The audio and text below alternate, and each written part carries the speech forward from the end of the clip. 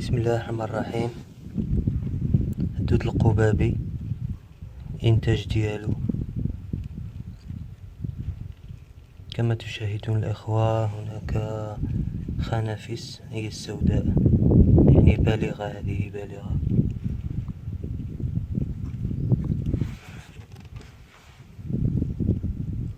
هذا الدود بالغ، يعني تقريبا سيصبح شرنقة، سيصبح هادئ، يتحول لهادئ أيضا.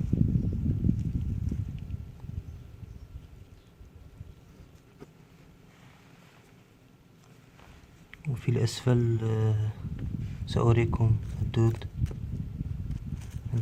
المختبئ لتحت.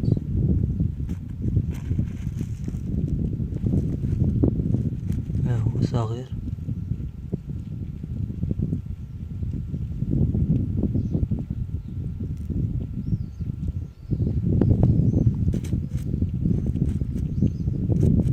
الدورة ديالو غد سنشرحها في هذا الفيديو إن شاء الله. دورة الحياة ديالو، يعني من خنفساء سوداء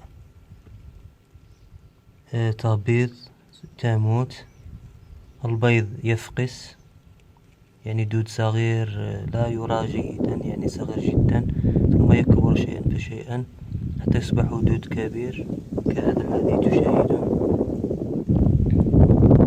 هذا الدود يعني لما يعني يمر عليه فترة طويلة، بعض الأشهر، يتحول إلى شرنقة كهذه. وهذه الشرنقة يعني تصبح خنفساء، وهكذا. هذه دورته. في هذا الوعاء تبقى خنفساء واحد أو اثنين، هناك خنفسانتان. سنلاحظ، سأريكم الدود الذي فقس تحت. ها هو،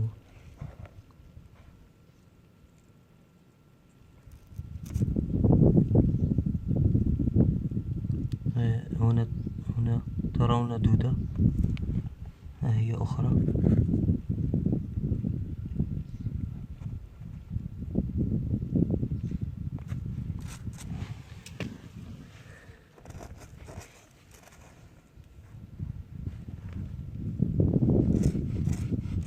ما هو، الحمد لله، يعني تكاثره جيد جدا. كل زوج من الخنفساء، كل خنفسانة تلد يعني المئات، 200 300 300 400 حتى 500.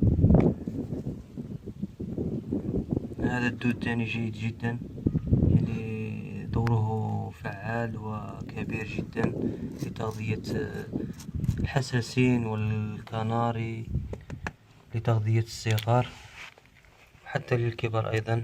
له يعني فعالية كبيرة ودور كبير بتزويد الطيور بالبروتينات.